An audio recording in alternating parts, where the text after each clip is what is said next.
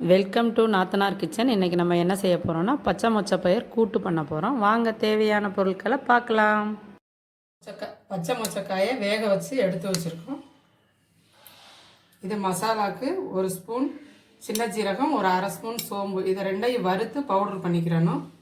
கரம் மசாலா தூள் ஒரு 1/4 ஸ்பூன், தனி மிளகாய் தூள் காரத்துக்கு தகுந்தபடி, மஞ்சள் தூள் ஒரு 1/2 ஸ்பூன், பெரிய சைஸ் வெங்காயம் ஒன்று நறுக்கியது, ஒரு 3 பல் பூண்டை வந்து இடித்து எடுத்துக்கிறணும். அது கொஞ்சம் வாய்வு இந்த மாதிரி இல்லாமல் இருக்கிறதுக்காண்டி பூண்டு, ஒரு பச்சை மிளகாய் கீரி எடுத்து வச்சுருக்கோம், கடுகு 1 டேபிள் ஸ்பூன், ஒரு 1/4 மூடி தேங்காய் அரைச்ச விழுது.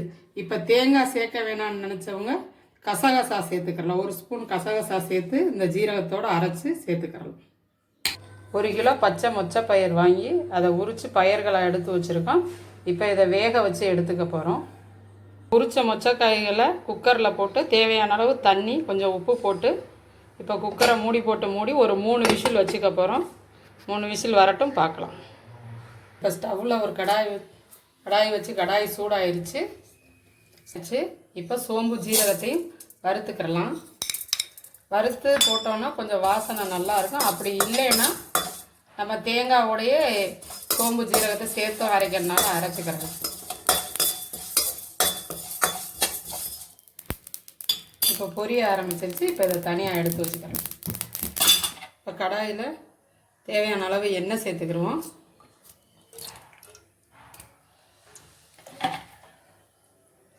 எண்ணெய் சூடானவுடனே கடுகு சேர்த்துக்கிடலாம்.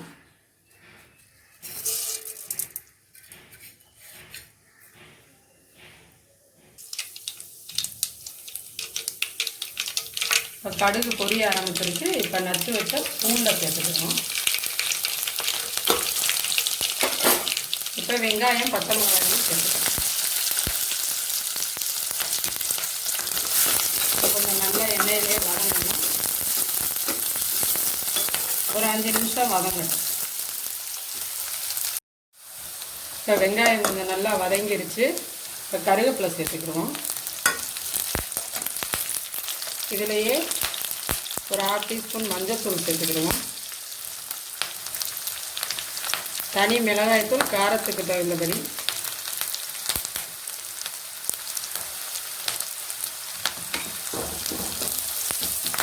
இதோடையே நம்ம பவுடர் பண்ண ஜீரகம் சோம்பை சேர்த்துக்கிடுவோம். நான் பயிரோடையே உப்பு போட்டு வேக வச்சுருக்கேன். அந்த அளவே போதும், அதனால உப்பு சேர்க்கலை. இப்போ நம்ம பயிரை சேர்த்துறோம்.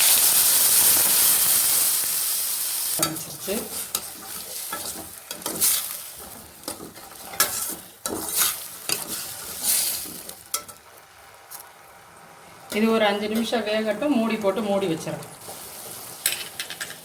இதை மூடி வச்சுருவோம். ஒரு 5 நிமிஷம் வேகட்டும். இப்போ ஒரு 10 நிமிஷம் ஆயிடுச்சு. இப்போ கொஞ்சம் தண்ணி வத்திருச்சு. இப்போ இதோட நம்ம அரைச்ச தேங்காய் விழுதை சேர்த்துக்கலாம். தேங்காய் வேணான்றவங்க கசகசா சேர்த்து அரைச்சிக்கலாம். இது கூட கொஞ்சம் கரம் மசாலா தூள் ஒரு 1/4 ஸ்பூன் போட்டால் போதும். விருப்பம் இல்லாதவங்க சேர்க்க தேவையில்லை. இது ரொம்ப டேஸ்ட்டாக இருக்கும் இந்த கூட்டு. இதுக்கு தக்காளியெல்லாம் சேர்க்க தேவை கிடையாது. இது ரொம்ப டேஸ்ட்டாக இருக்கும்.